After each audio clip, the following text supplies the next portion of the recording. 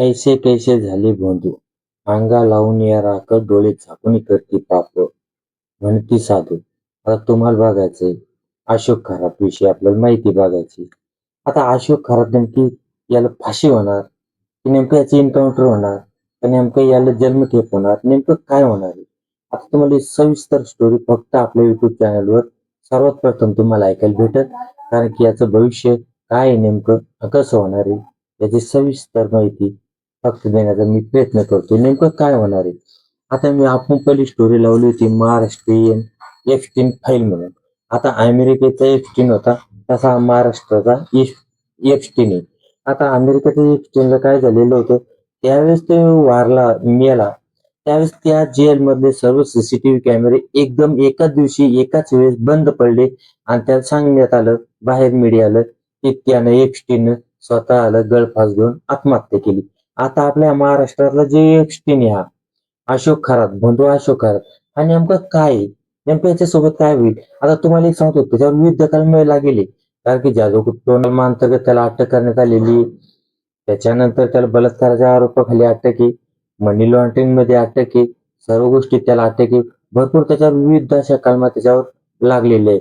आता याच्यातून त्याला अटक होईल किंवा नाही होईल, किंवा सुटल किंवा नाही सुटल, आता हे एक कायद्याचा भाग आहे, एक कानूनचा भाग आहे. तर तुम्हाला मी सांगतोय, कानूनला फाटा राजकारणी लोक, आपले जे राजकारणी हे भरपूर हुशार आहे, पण यांची मती कुठे जाते? ज्यावेळेस भोंदू बाबांना कुठं काही सांगितलं, तिथे यांची मती, यांचं बुद्धी सर्व काही टिंब खायला चालले निघून जाते यांची बुद्धी. कारण की यांनी काय केलेले, त्याचा मूत प्यालाय, मुतानंतर तिथं व्याग्राच्या सारख्या गोळ्या, मूत आणि ते त्याचं उष्ण जेल म्हणून करून त्यांनी पेलेले. आता हे काही साधे लोक नाहीये. आता हे मोठाले हुशार राजकारणी होते, फक्त ते आता बोलतात, कारण कोणाला सत्य जर सांगितलं ते बोलतात. तसं पण आहे. आता ज्या चाकणकर त्या पण महिला आयोगाच्या अध्यक्ष होत्या, त्या पण तिथे गेल्यात. कारण विचार करा तुम्ही, सर्व म्हणजे लोक, मुख्यमंत्र्यापासून उपमुख्यमंत्री असो, मंत्री असो, संत्री असो, खासदार असो, आय एस अधिकारी असो, त्यांच्या घरचे असो, आता इथं कोणत्या कोणत्या स्त्रिया गेल्यात, त्या काही गोरगरिबाची स्त्री त्या टेबलवर गेली नाही. इथे गेलेली आय एस अधिकारी, श्रीमंत लोक, राजकारणी लोक आणि उद्योगपती, करोडपती यांच्या. आता विचार करा, इतके हे लोक खराब असतात ना, ते लय खराब असतात आणि डोक्यानं काम करत असतात. आपण काय करतो, डोकं लावत नाही, ते डोक्यानं काम करत असतात. आता यांना पकडले, आता याच्यावर केस चालणार आहे, काही दिवस याच्यावर केस चालणार, काही दिवस याला मारहाण दाखवणार. ह्या जेलमध्ये नेलं, नाशिकला नेलं, शिर्डीला नेलं, आमच्या ठिकाणी नेलं, विविध ठिकाणी नेणार, दाखवणार, आणि याचं एन्काउंटर होत नाही. कारण हा पळून गेला किंवा याचं रिव्हॉल्वर जरी सापडली तरी याचं एन्काउंटर करत नाही. कारण की सध्या काय झालेलं आहे, कोणाचं एन्काउंटर केलं की त्याच्यावर मीडियामध्ये, विविध क्षेत्रामधून त्याच्यावर प्रतिक्रिया उमटत असतात. आता त्याच्यानंतर त्यानं जर का समजा जेलमध्ये फाशी जर घेतली, तरी पण त्याच्यावर हे होणार आहे. तर मग याच्यातून तिसरा पर्याय काय काढणार आहे? तर मला असं वाटतंय, याच्यातून तिसरा पर्याय म्हणजे ज्यावेळेस तुम्ही 2000 2019 मध्ये जे कोरोना आल्यानंतर जे आपण लसी घेतल्यात ना, त्या लसी घेतल्यानंतर एक असं प्रमाण वाढले की अटॅक, त्याच्यानंतर मेंदूज्वर, असं याचं प्रमाण जास्त वाढले. आणि अटॅक तर भरपूर जणांना येऊन राहिले. कारण तुम्ही बघता आजूबाजूला आपल्या खेड्यापाड्यानं, गाव गल्ली शहर बोळात, की भरपूर लोक कुठेही तुम्ही ऐकलं, कोणाच्याही तोंडचं ऐकलं, अटॅक अटॅक. कारण की हे काय झालेले, जे लसी या काही लोकांना शूट झालेल्या नाही, त्याच्यामुळे काय झालेलं आहे, त्यांना हृदयविकाराचा तीव्र असा झटका येऊन राहिले.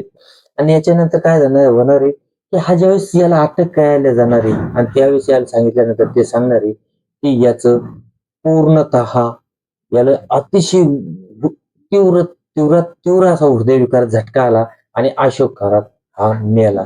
ही बातमी लवकरात लवकर तुम्हाला 2 ते 3 महिन्याच्या आत तुम्हाला मीडियाच्या प्रत्येक पेजवर किंवा चॅनलवर, प्रत्येक ठिकाणी तुम्हाला हेडलाईन झळकताना दिसेल.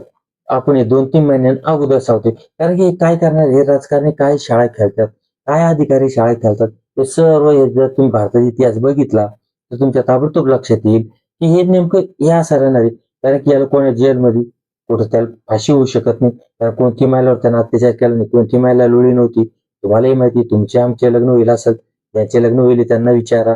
कोणतीही स्त्री ज्यावेळेस स्वयंघरात होती किंवा त्या स्त्री आणि पुरुषाचा संघावेळेस कोणतीही स्त्री, त्याची पत्नी कधी त्या पुरुषाच्या पाया पडताना आतापर्यंत तुम्ही मला दाखवा, त्या पुरुषाचा आणि त्या स्त्रीचा आपण शाल श्रीफल देऊन सत्कार करू असं कुठंच नाही. पण अशोक खराच्या टेबलवर गेलेली बाई ही खाली उठली आणि तिच्या हातानं त्याचं लिंग पुसून काढलं टिश्यू पेपरनं.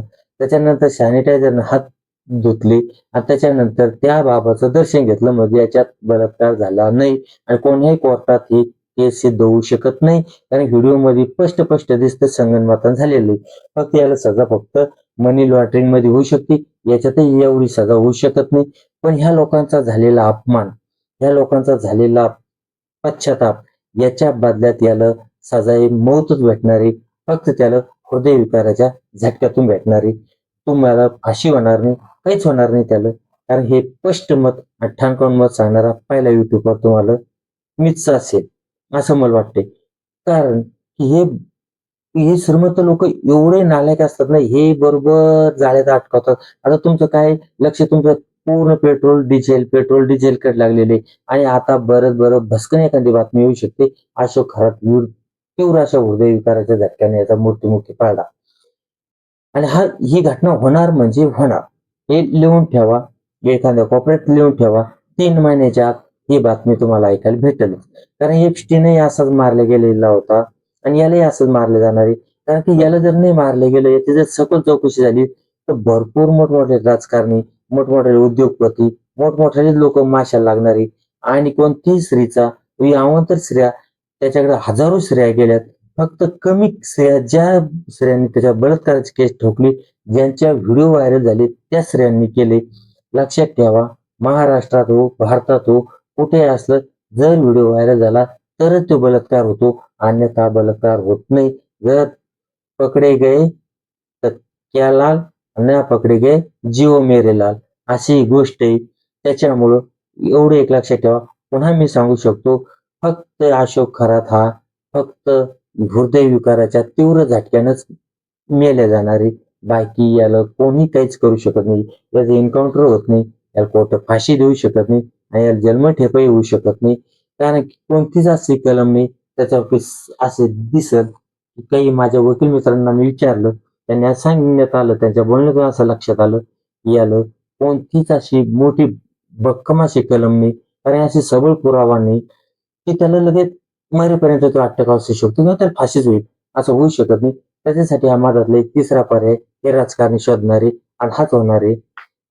एवढं लक्षात ठेवा. आणि इथून पुढे एवढं एक लक्षात ठेवा, आपली स्त्री फक्त कोणत्याही बंधू बाबाच्या पाया पडता कामा नये किंवा कोणत्याही बंधूकडे जाऊ द्यायची नाही. आपल्या घरी देवपूजा करायची असेल, आपल्या घरी करायला लावायची. कोण्याही बंधूच्या किंवा कोणत्याही कीर्तनकाराच्या पाया पडताना स्त्रीला पाया पडू द्यायचं नाही. कोणत्याही याच्यात जाऊ द्यायचं नाही. कारण की बंधू फक्त आणि फक्त स्त्रियांचा उपभोग घेण्यासाठी असतात. मला याच्यातून कोणालाही बदनाम करायचं नाही, कोणालाही काही नाही. फक्त वास्तविक सांगण्याचा प्रयत्न करतोय. कारण की मी पण एक महाराष्ट्रीयन आहे आणि या महाराष्ट्रातल्या लोकांच्या बुद्ध्या कशा प्रमाणे चालतात याचा पण थोडाफार आपल्याला आकलन येऊ शकतं. म्हणून मी माझे मत तिथं मांडण्याचा प्रयत्न केलाय. याच्यातून आपल्याला कोणालाही खाली दाखवायचं नाही किंवा वरी दाखवायचं नाही किंवा खाली दाबायचं नाही किंवा कानूनची पण आपल्याला मजाक करायची नाहीये. कोणाचीच आपल्याला हे उडवायची नाहीये. फक्त एक हे होणार आहे असं मला वाटते, म्हणून मी ही स्टोरी लिहिली आणि तुमच्यापर्यंत पोहोचवण्याचा प्रयत्न करतोय. एवढं बोलतो. जय हिंद, जय महाराष्ट्र.